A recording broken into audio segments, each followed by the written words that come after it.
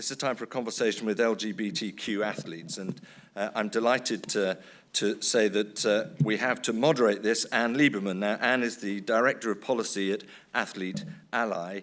Anne is a queer intersectional feminist, a lifelong martial artist to boot, as I say, Director of Policy and Programs at Athlete Ally.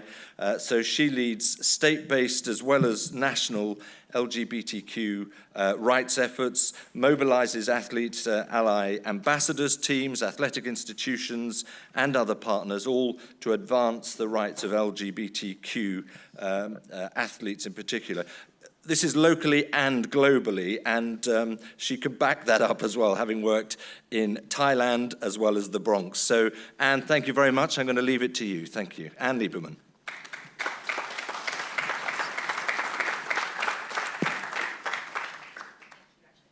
Good morning, everyone. Okay, could I ask my fabulous panelists to come down, and I'll introduce you all?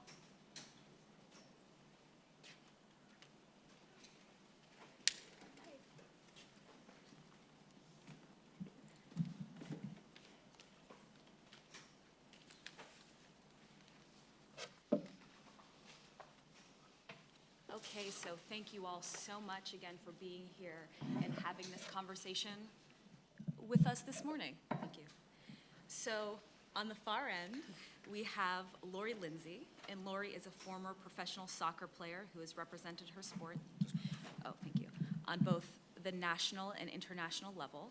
Her professional playing career spanned 13 years, with her most notable accomplishment representing the United States women's national team at the 2011 Women's World Cup in Germany and helping the team earn the 2012 Olympic gold medal in London. Lori is one of only 4 players to have played in all 3. Oh, I'm sorry, you can't hear me? Is this better? Okay, even closer. You're gonna need to repeat. Okay, better? Okay, so sorry. Oh, that's much better. Okay, fantastic. And take 2. Okay, so here we have Lori. So Lori is a former pro soccer player who has represented her sport on both the national and international level. Her professional playing career spanned 13 years, with her most notable accomplishment representing the United States women's national team at the 2011 Women's World Cup in Germany and helping the team earn the 2012 Olympic gold medal in London. Lori is one of only 4 players to have played in all 3 U.S. professional women's soccer leagues. Lori is currently the Director of Performance for the Washington Spirit and travels the globe speaking, raising awareness, and advocating for women's equality in the LGBTQ community. And next to Lori, yeah. Thank you. We're gonna have a lot of rounds of applause after all of these bios because these folks are so, so impressive. So next we have Phaedra Knight, and Phaedra is a former professional athlete, sports media talent, motivational speaker, lawyer, and business entrepreneur. For nearly 18 years, Phaedra has traveled the globe as a professional rugby player. She made 3 appearances in the Rugby World Cup and was selected as the top player in the world in her position in 2002 and again in 2006. In 2010, she was named the U.S. Rugby Player of the Decade. In November 2017, she was inducted into the World Rugby Hall of Fame. Phaedra recently founded Peak Unleashed, a nonprofit organization devoted to youth leadership development with an initial emphasis on offering rugby to incarcerated youth. She is also working as a rugby analyst for NBC Sports, ESPN, and Flow Sports. She serves on the USA Rugby Board of Directors and on the Board of Trustees for the Women's Sports Foundation. So, round of applause for Phaedra. And last but certainly not least, we have Riley Tyndall, and Riley is a former Vanderbilt defensive lineman and was a 2-star recruit out of high school. Next week, Riley will share the screen with former NBA player Jason Collins, soccer star Megan Rapinoe, and former SEC Defensive Player of the Year Michael Sam in a new documentary called Alone in the Game. And Alone in the Game will air June 28th at 8 p.m. on AT&T's Audience Network, and Riley will share his story of being an LGBTQ athlete in the SEC, and Riley also completed his bachelor's degree in public health in 2018.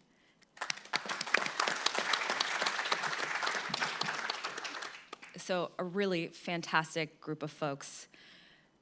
At Athlete Ally, We believe that sport has the power to change the world when it welcomes and empowers all people. And we also believe that everyone should have equal access to sport, regardless of sexual orientation, gender identity, or expression. And yesterday, in her remarks about the LA84 Foundation and its work, Renata underscored this idea when she said that play equity is a social justice issue. So for all of you in the room this morning, I want to say that LGBTQ inclusion in sports is also a play equity issue, and it is absolutely a social justice issue. And this conference really offers a unique opportunity to celebrate and reflect on the progress we've made thus far in creating inclusive environments for LGBTQ athletes. And it's also a unique opportunity to talk about the work that still needs to be done and what each of you in this room can do to help the movement. So first, let's talk about progress. So Phaedra and Lori, this question is for the two of you. So what progress have you seen in terms of LGBTQ inclusion in sports? And what role, if any, did your athletic community play in either helping or hindering your ability to live authentically?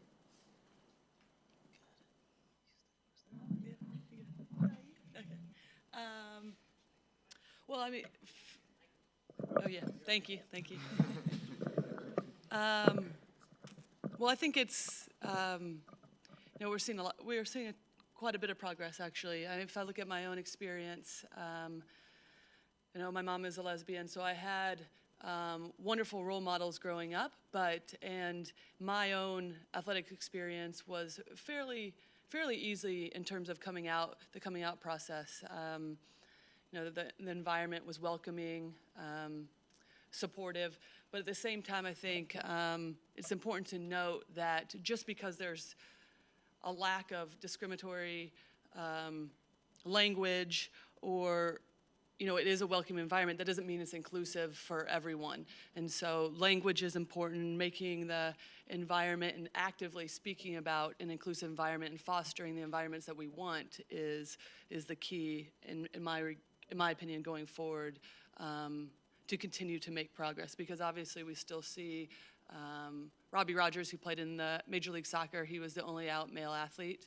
Now, since he's retired, we don't see any out male athletes, right? So there's obviously fear is still a driver in terms of coming out, and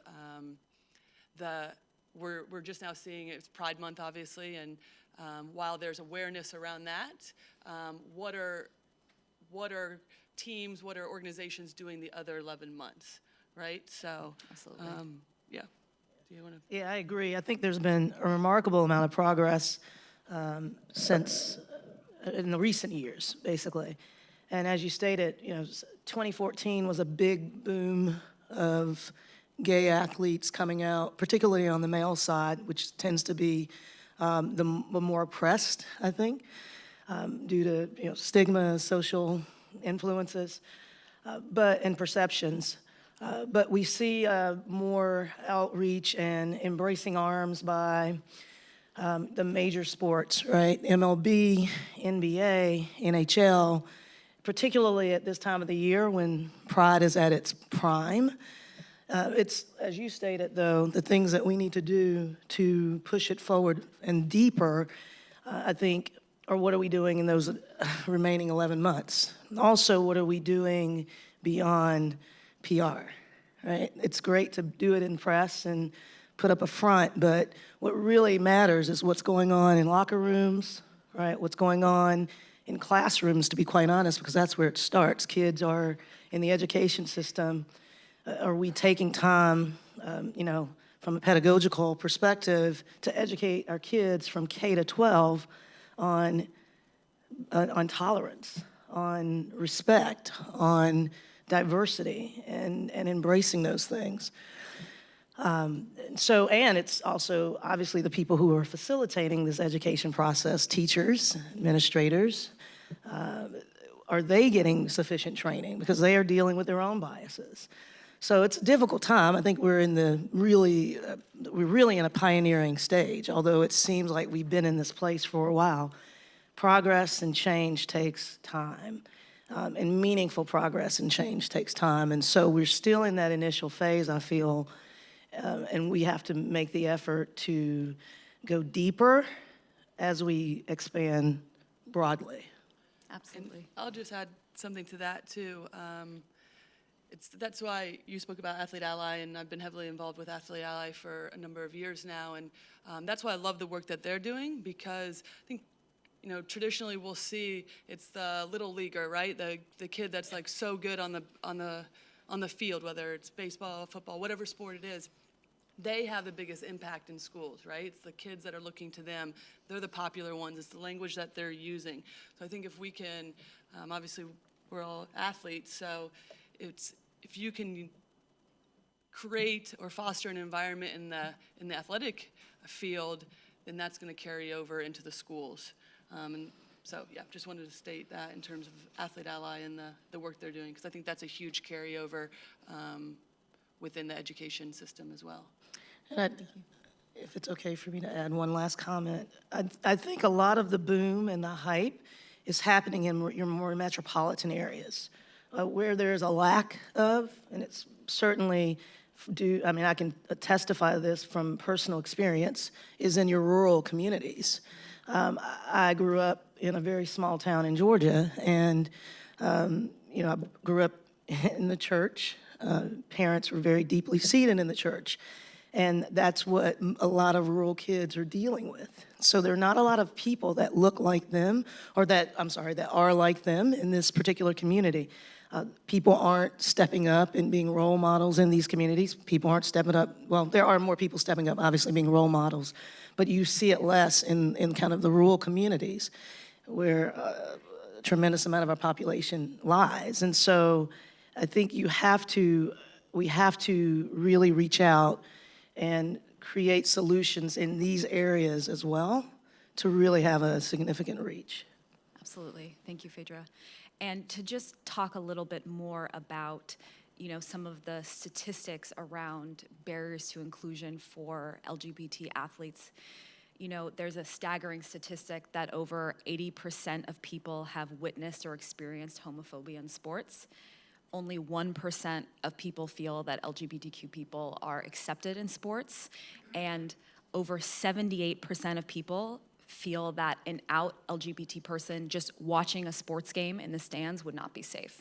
So there are barriers to inclusion on the field and in the locker rooms, and then even at sporting events. So I want to stay on this topic for a little longer around barriers to inclusion and what we can learn from each of you and your really unique, powerful experiences as out athletes. And Riley, I want to start with you. So how did your team support your coming out process, and what can other coaches, administrators, and athletic directors in this room learn from your experience?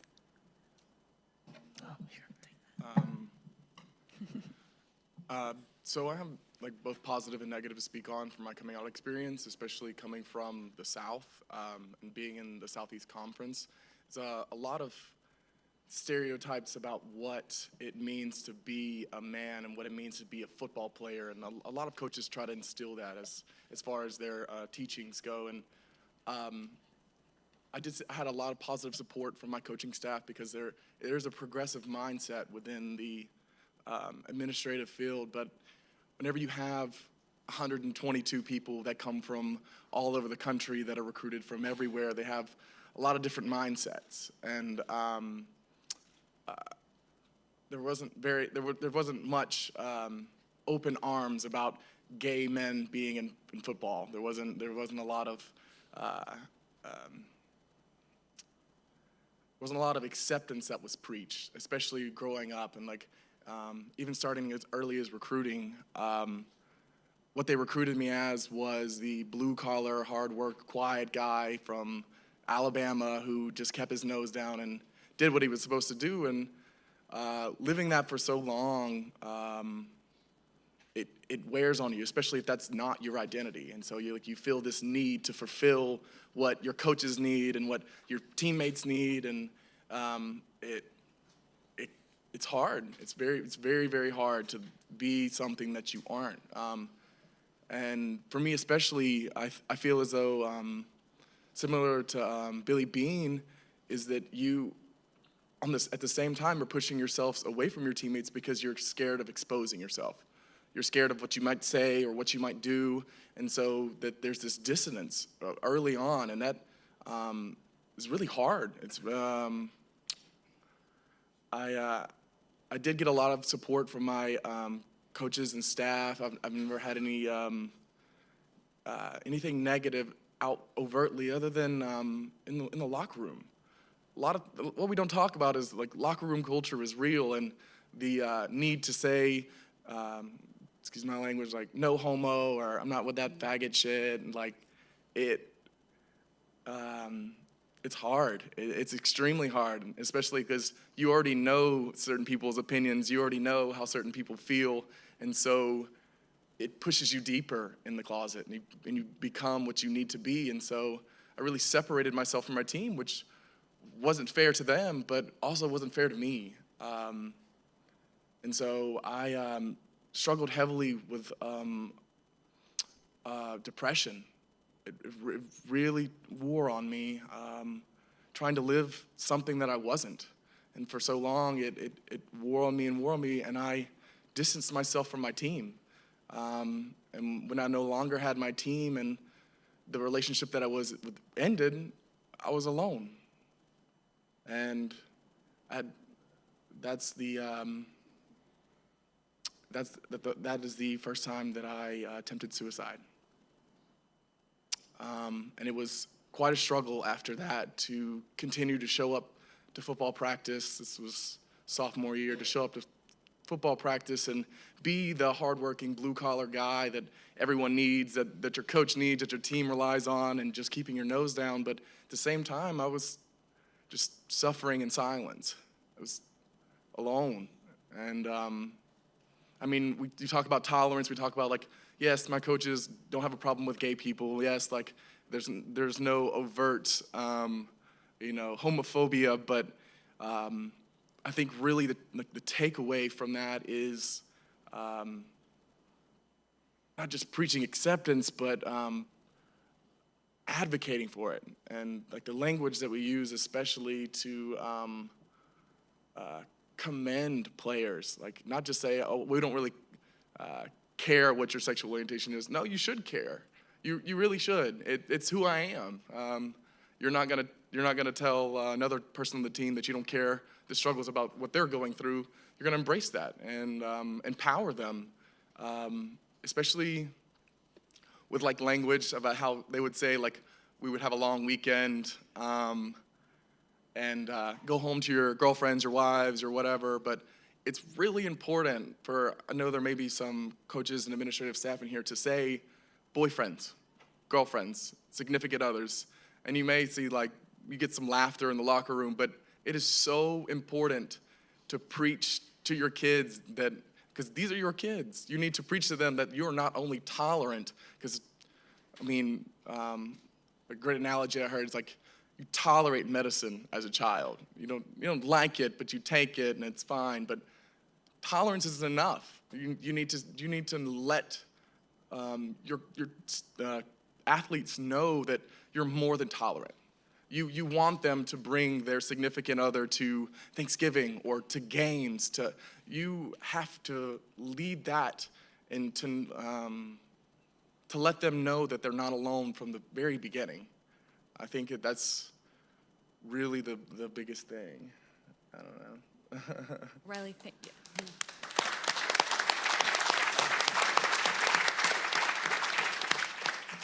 I just want to thank you so much for sharing your story with such honesty, because I think there are so many of us that need to hear what you and others have to say in order to make true changes in our athletic environment. So really thank you for your courageousness and your candor. We really appreciate it. So Phaedra, as an absolute powerhouse rugby player and former collegiate coach, what barriers are you still seeing at both the pro and college level? I think the barriers are education, training, or the barriers are there as a result of lack thereof. And we'll start there, education and training. And a lot of this is, really touching on the point that you just made. education and training of coaches, of administrators, of teachers. Again, it's very difficult to just look at the wound. You have to look at what led to that wound being created. And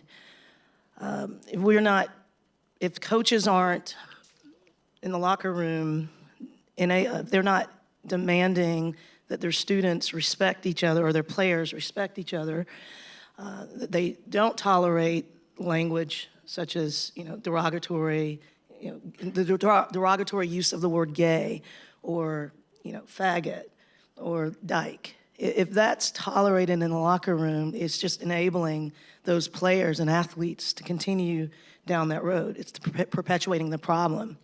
It's like any issue, any issue, social justice issue, right? Whether it's race, whether it's LGBTQ, you could really substitute it in. And if we're not teaching our players, right, at an early age, to tolerate, to have tolerance, to love each other, to be human, right? That's what sport does. Sport's supposed to be this equalizing ground where we can go and just play and be, right? We don't have to pull out our weapons. We don't have to, use terrible words.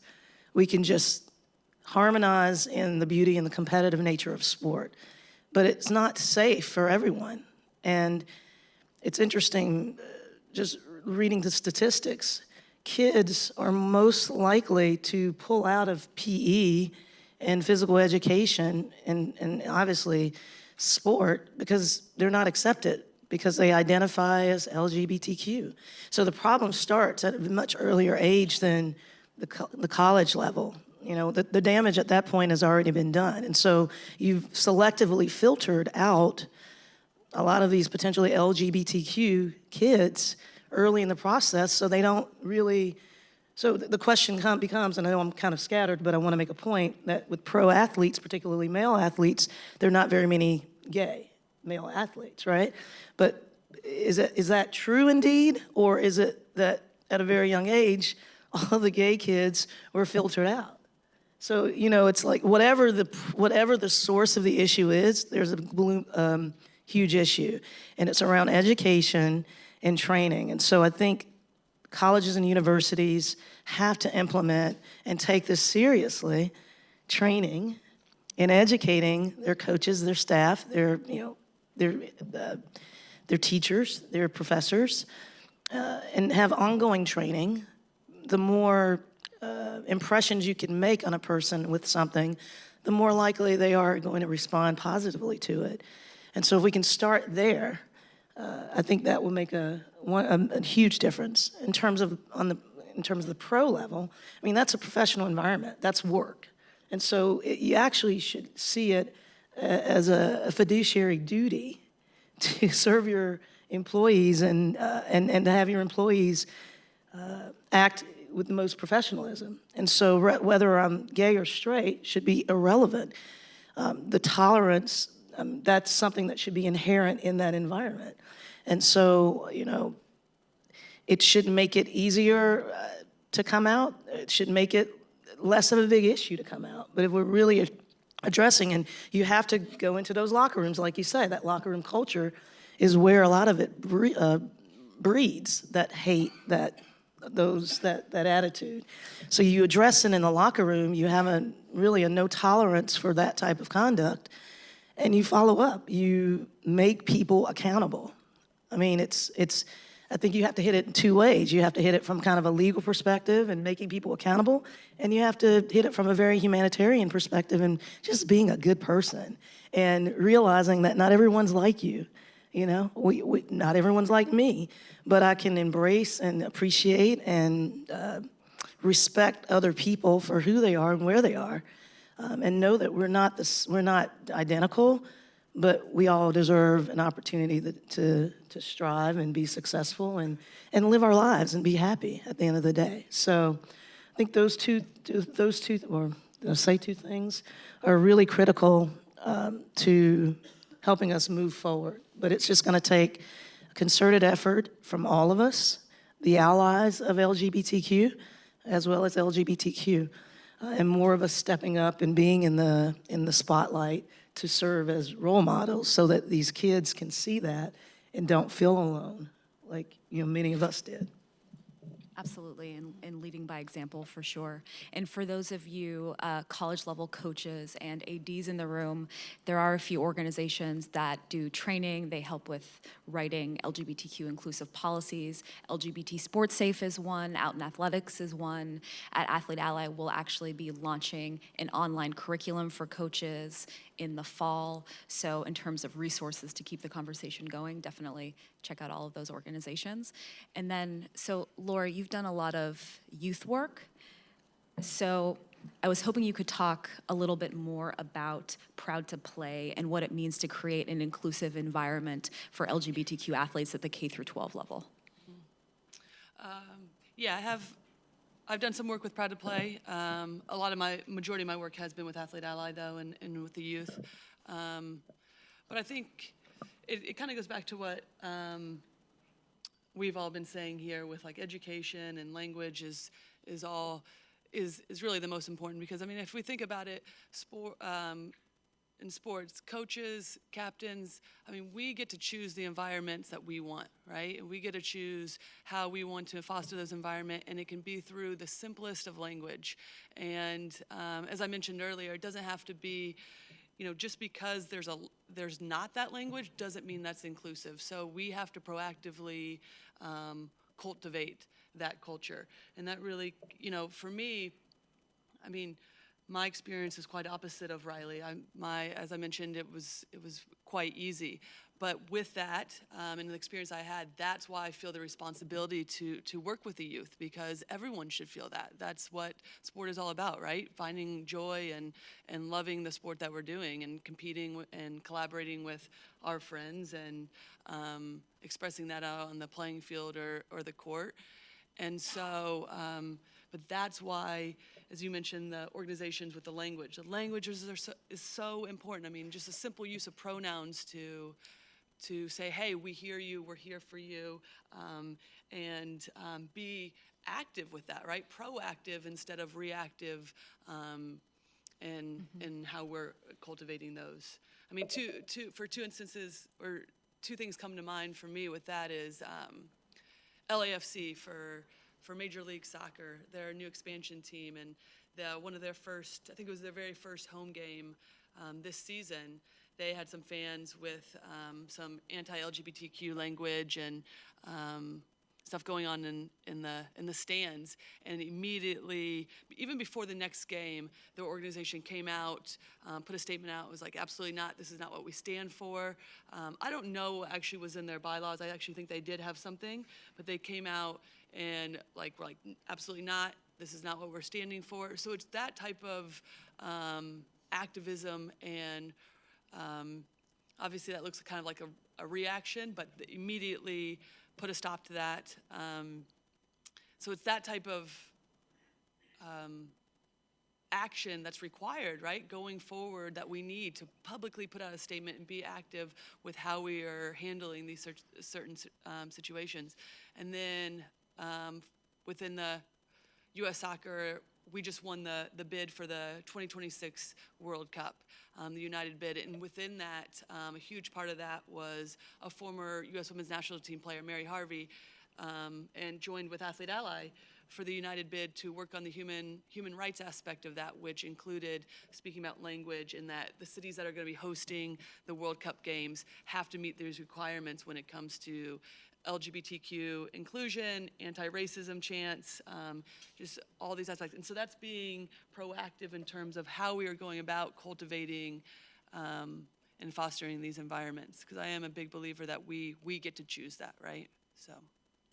Absolutely. And the one thing I'll add too is we see a lot in our work when we have conversations with coaches that coaches really need a safe space to ask questions without fear of judgment or offending anyone. So it's also a conversation around, how can we make sure that there are spaces, safe spaces for people to learn about all of these issues, and not just LGBTQ issues, but other issues that are also, a part of our identities. Yeah, and sorry, I kind of missed a big part of that about the K through 12 as well, and I think that's why these conversations are huge, because we are athletes, right? And that's a huge trickle-down effect when you are looking at, professional athletes that you look up to, that you're excited about, not only on the court, but what they're doing off the court, especially today with social media and what they're wearing and how they're acting. That's a huge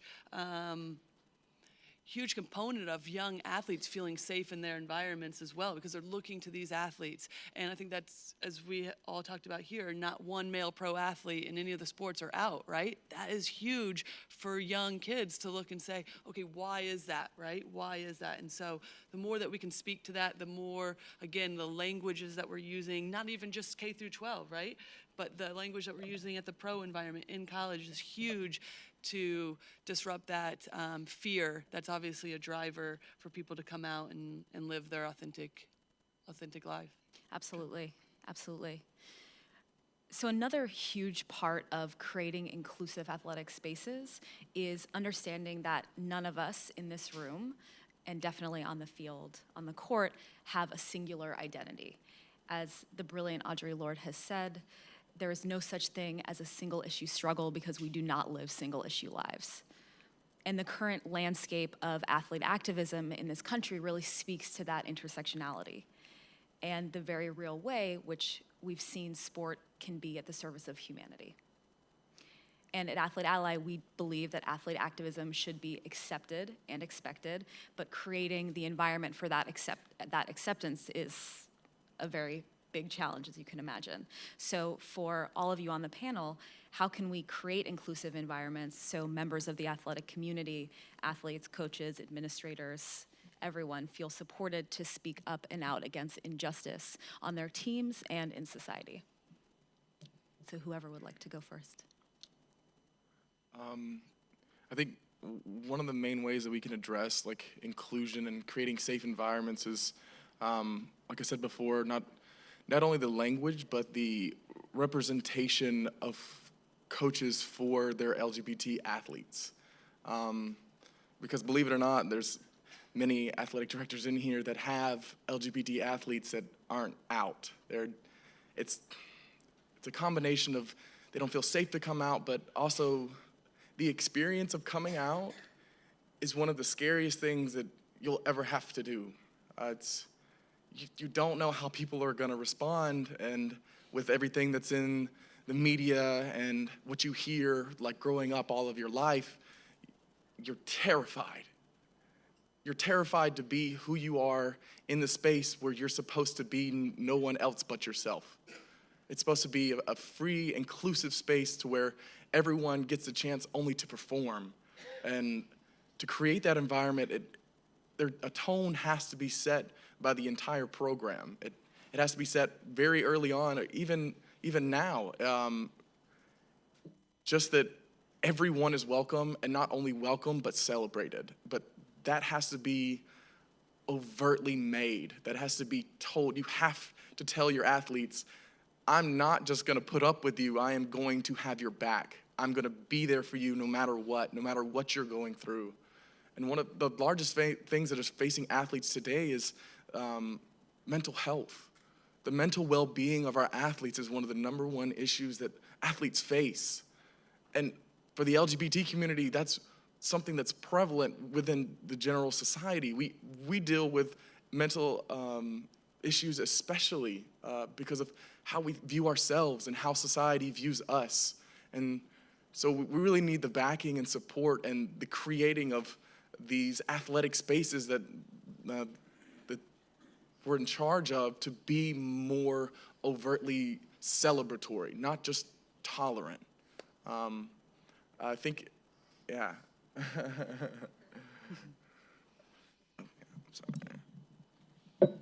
Yeah, I agree. I agree with you wholeheartedly. I think being explicit, accepting, but explicitly saying, we accept gay, lesbian, LGBTQ athletes here. That we, it's, someone asked a question a couple days ago, why is there a need for pride, right? Like, why can't we have straight pride? It's my favorite question. And it's like, well, you know what? Be proud that you don't have to take pride in coming out to your parents. or you don't have to take pride or celebrate actually going out with your girlfriend or boyfriend holding hands. Like these are things that a few years back, and even in some areas right now, whether you're athlete or just gay people, LGBTQ people, can't do. In a country like America, the USA, you can't do it. I can't go to Irwinton, Georgia, where I grew up, and hold my partner's hand. I mean, I can, but I'm putting myself at risk and my family at risk. And I'd like to think that the place is a little bit more progressive than that, but reality is it's not. And so for those of us who can embrace this and start to kind of move, if it's uncomfortable, out of our comfort zones, right? And be comfortable in that constant life of discomfort, which we all three or four, and probably more people in this room, that's just a life. That's what we've always experienced. If we can move into that place and be advocates and allies for everyone, regardless, if we can just even get so simple as to not even think about the things that make us different, but just be allies for humanity, that's a huge start. Because then you eliminate any characteristics that would identify a person. It doesn't matter whether you're white, black, whether you're gay or straight, whether you're short or tall, whether you're able-bodied or disabled, like whatever the proper politically correct term to use for all of those things, it doesn't matter. You're human. There's so much shame that comes with, and I think you noted it, being LGBTQ. I mean, there's so much shame just within that person, and it leads to depression, that leads to living in this closet. And so the more folks outside and the folks that, like coaches and, again, ADs, can encourage us to really be authentic and live and be who we are, the more comfortable we can become, because we're constantly, even as adults, we're going through that process of questioning ourselves, and life has a way of challenging us, every day. It's good old life. But if we can be supportive of each other in the moments that we can rise to be our best, I think that will be a remarkable push forward for humanity. And it will obviously translate in the sports world. The more people you see like you, that are like you, or exemplify these characteristics, the more confident you are in being who you are. And we just need to create an environment that can foster that type of living, I think. Yeah, I would just, to add to that would be, the key word is allyship, right? So whether it's LGBTQ issues, whether it's race issues, are we allies for one another?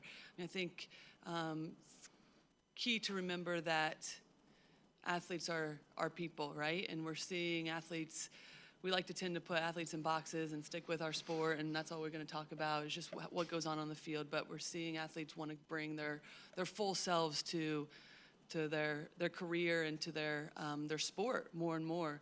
And so the more that we can, again, be allies and support one another, because if you truly believe in that, then it doesn't matter what issue we're talking about, right? We're standing next to that person and we're offering our support. Absolutely, and when we think about allyship, every single person in this room can be an ally and should be an ally. No movement for social justice has ever been successful without allies. So everyone has a role to play in movements that you might not feel particularly connected to or a part of, and it all goes back to education, asking questions, creating these open and inclusive environments. So before we open it up for questions, I just want to talk a little bit more about how we can continue this conversation beyond today's panel. So I guess starting with Riley, what can folks in the room today do to continue to learn about LGBTQ issues, LGBTQ inclusion in sports? I think really just the want to, just the the ability to step out of that comfort zone, even though you may know nothing of the LGBT community. There's a large culture behind the LGBT community. There's a lot that you can actually, there's a lot of history, there's a lot of culture, there's a lot of conversation that is to be had. Whether that's your culture or not, you can enrich yourself within that and embrace it. Even though it may be different, it's very important to have the want to. And there may be a lot of coaches or ADs that think that there aren't LGBT members on their team, so it's not something they have to really worry about, but statistically there are on every team. And we should be astonished that we're not having more people come out during play. And it's all after play that members of the community come out. And I think just initiating that conversation, because let me tell you, as like a closeted athlete, I'm already terrified to go up to my parents, my friends, like people I've known, but like everyone knows how intimidating a coach can be. So I'm not going to initiate that conversation, and because I'm terrified. And I think that having some sympathy or having the thought of, let me go ahead and build that bridge to my LGBT athletes so that they don't have to worry about coming out to me, so they don't have to worry whether I'm on their side or not, that they know from day one that I will have their back no matter what. Because they show up every morning at 5:45 to work out and then practice and do everything that they can for me to make my team better. So why won't I do everything that I can in my power to support them, to make them a better person? And I think that initiative has to be taken, and that it's a little uncomfortable. You may not know anything about the LGBT community, but just taking that step and just saying, hey, I don't know, please tell me. And please share your story with me, you know? So. I think two things is sit down. If you're not familiar with an LGBTQ person in that life, which is really not a lot different than anybody else's life. It's full of struggle and full of happiness, and it's full of everything that everybody's life is full of. It's just, it's just to me a no-brainer, but not to everyone. And so it's take the time to get to know someone. It's just like come up and talk to me or Lori or Riley after this, right? Or Ann, right? Talk to us, talk to people, and just understand. You'll get an understanding and just realize just how similar we are, right? How everyone, just like the person you're sitting next to, is not that different. Goes through the same thing, does the same exact thing.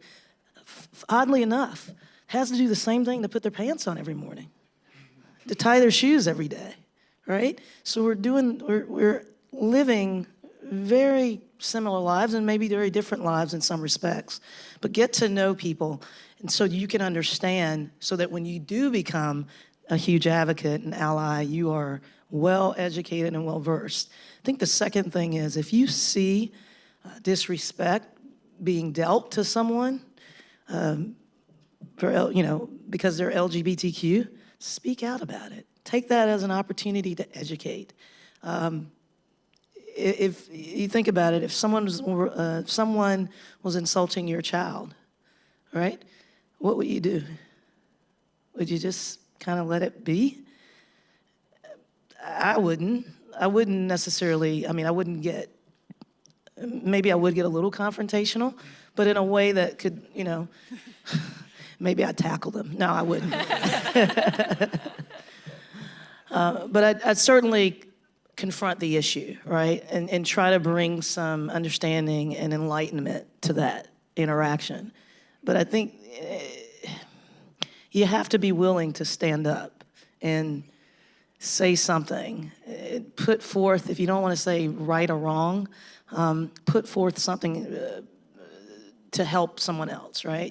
I think we have to step outside of our selfish selves sometimes and be a bigger person. And so I think, if you can nip it in the bud and take time to really understand the cause, I think those are ways that we can truly move forward from a very genuine place. Yeah, I mean, I think the thing that all of us are saying up here is education and action, right? So it's like educating ourselves, wanting to educate ourselves, taking the time. I think a lot of times we feel ashamed if we don't know. I mean, one thing that I've been diving into is like transgender athletes and what that looks like within sport. And for a long time, I was like, I probably should know. Well, why would I know that, you know? Like, so it's taking the time to educate myself, Google, ask. That's a useful resource.